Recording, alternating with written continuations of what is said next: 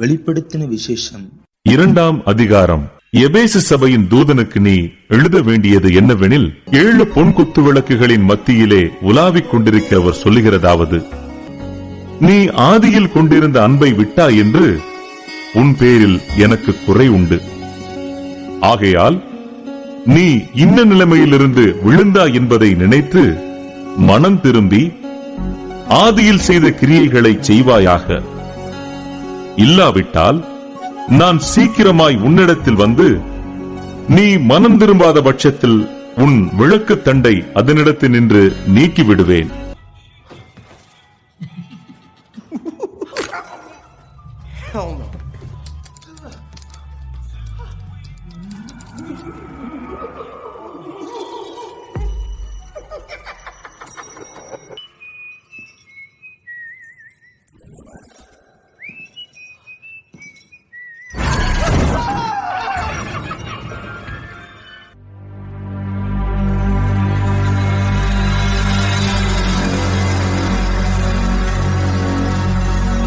Ladies and gentlemen, the show is about to start in 10, 9, 8, 7, 6, 5, 4, 3, 2, 1.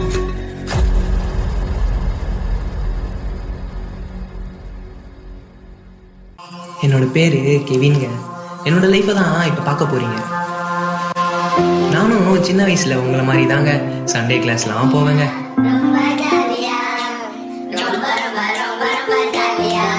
அம்மா அப்பா பேச்செல்லாம் கேட்பேங்க. வீட்லயும் நாங்க எல்லாரும் ஒன்னா சேர்ந்து ஆண்டவர் ஆராதிப்போங்க. அது எவ்வளவு சந்தோஷமா இருக்கும் தெரியுமா எங்களுக்கு. இப்படியே என் லைஃப் சந்தோஷமா போச்சு. ஆனா ஒரு கட்டத்துல உலகம் என்ன ரொம்ப இழுத்துச்சுங்க.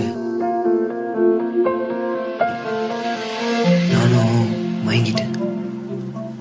அதுல மொத விஷயம் என்னோட ஃப்ரெண்ட்ஸ்.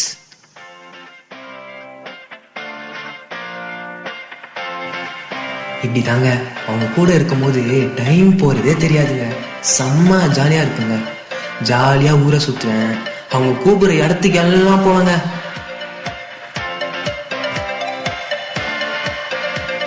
ஆனா எனக்கே தெரியாம ஆண்டவருக்கு முக்கியத்துவம் கொடுக்காம என் ஃப்ரெண்ட்ஸ்க்கு கொடுக்க ஆரம்பிச்சிட்டேன்.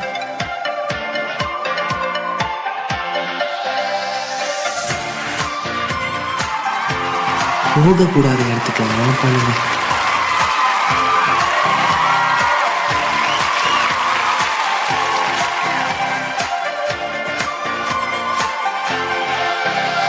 கொஞ்சம் கொஞ்சமா உலகம் சொல்ற ஆலோசனையை கேட்க ஆரம்பிச்சிட்டேன்.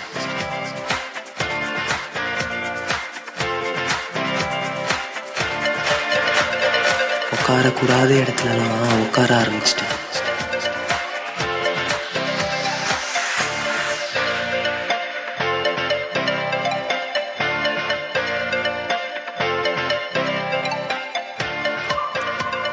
இப்படியே லைஃப் போயிட்டு இருக்கும் போது ஒரு நாள்,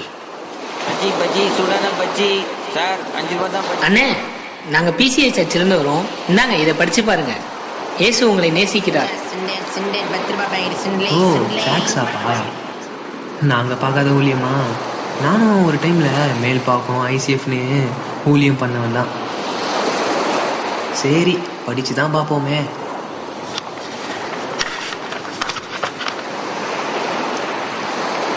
அங்கதாங்க என் டேர்னிங் பாயிண்ட்டு.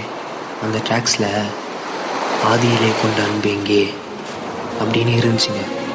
ஒரு நிமிஷத்துல உடஞ்சி போயிட்டுங்க.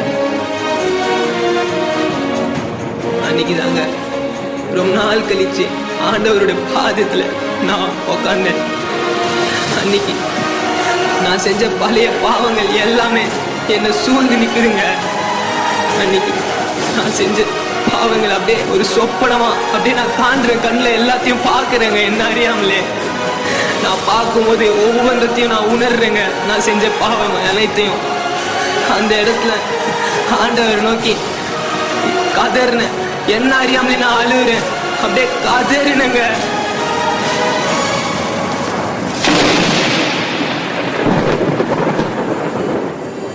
ஆண்டவரே, இதோ நான் பாவி ஆண்டவரே, நான் பாவி. நான் செய்த பாவங்கள் அனைத்தையும் நீங்க எனக்கு உணர்த்தினீங்களே ஆண்டவரே. இப்போ அதற்காக நன்றி செலுத்துகிறேன் ஆண்டவரே. மன்னிங்க ஆண்டவரே, மன்னிங்க ஆண்டவரே. நீங்க கேட்டீங்களா ஆண்டவரே அந்த ஒரு வார்த்தை, ஆதியில கொண்ட அன்பு எங்கே? நான் இப்போ எனக்கு தெரியுது ஆண்டவரே, உம்முடைய அன்பானது எவ்வளவு பெருசு ஆண்டவரே. ஆண்டவரே, நான் செய்த பாவம் அனைத்தும் மாயை. நான் இப்பொழுது முழுமையாக நான் உணர்ந்துட்டேன் ஆண்டவரே உம்முடைய அன்பை. முழுமையா ஏற்றுக்கொள்ளுங்க ஆண்டவரே. என்ன ஒரு விஷயம் உம்முடைய பிள்ளையா ஏற்றுக்கொள்ளுங்க ஆண்டவரே. உம்முடைய இறக்கத்தால என்னை ஏற்றுக்கொள்ளுங்க ஆண்டவரே. இதோ நான் என்னை முழுமையா ஒப்பு கொடுக்கிறேன் ஆண்டவரே. உம் மண்டையில் என்னை முழுமையா ஏற்றுக்கொள்ளுங்க ஆண்டவரே. நமக்காக இயேசு கிறிஸ்து ஏற்றுக்கொண்ட பாடுகள் பற்றி பார்ப்போம். நிகரே இல்லா தேவன் நீர், இன இல்லாத இனிமையும் நீர், இரக்கம் செய்யும் தகப்பன் நீர், இரக்கத்தில் ஐஸ்வர்யர் நீர். நிகரே இல்லா தேவன் நீர், இன இல்லாத இனிமையும் நீர், இரக்கம் செய்யும் தகப்பன் நீர், இரக்கத்தில் ஐஸ்வர்யர் நீர். ஆயுள் முழுவதும் உயர்த்திடுவேன் என்னை அற்புதமாக்கின இயேசுவையே, எல்லா புகழும் கனமும் செலுத்திடுவேன் எல்லாவற்றின் மேலும் உயர்ந்தவரை. ஆயுள் முழுவதும் உயர்த்திடுவேன் என்னை அற்புதமாக்கின இயேசுவையே, எல்லா புகழும் கனமும் செலுத்திடுவேன் எல்லாவற்றின் மேலும் உயர்ந்தவரை.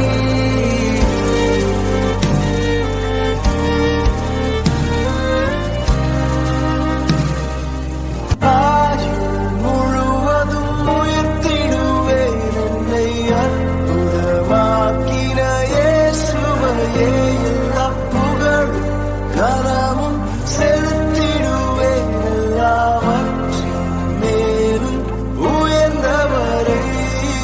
ஆயுள் முழுவதும் உயர்த்திடுவேன் என்னை அற்புதமாக்கின இயேசுவையே, எல்லா புகழும் கனமும் செலுத்திடுவேன் எல்லாவற்றின் மேலும் உயர்ந்தவரை.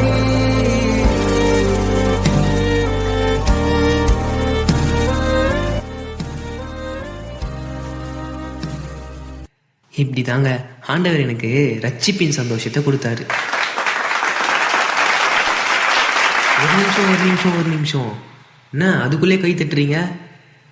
உங்களை மாதிரி தாங்க ரட்சிக்கப்படுறது தான் டேர்னிங் பாயிண்ட்னு நினைச்சேன். ஆண்டவர் அன்னைக்கு மோசஸ்க்கும் ஒரு நோக்கம் வச்சிருந்தாருங்க. எல்லா குழந்தைகளும் அழிஞ்சாலும் ஒரு கூட்ட மக்களை வழிநடத்த அவனை தேர்ந்தெடுத்தாருங்க. அதே மாதிரி என்னையும் ஆண்டவர் முன்குறித்தாருங்க.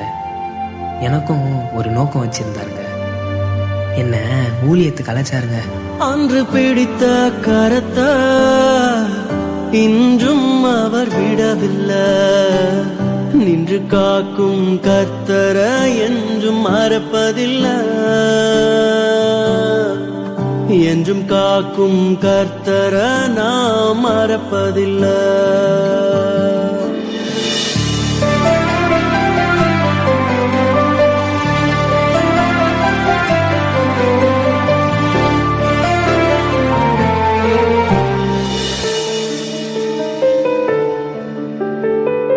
கால்கள் தடுமாறிய நாளுண்டு, கட்டறுத்தார் ரத்தம் கொண்டு, நாட்களை அவர் கரத்தினில் தந்து, விட்டெறிந்தேன் பயத்தை இன்று.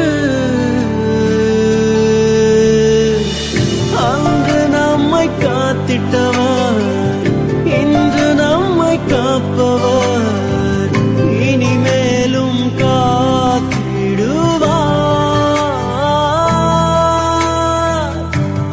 பிடித்த கரத்தை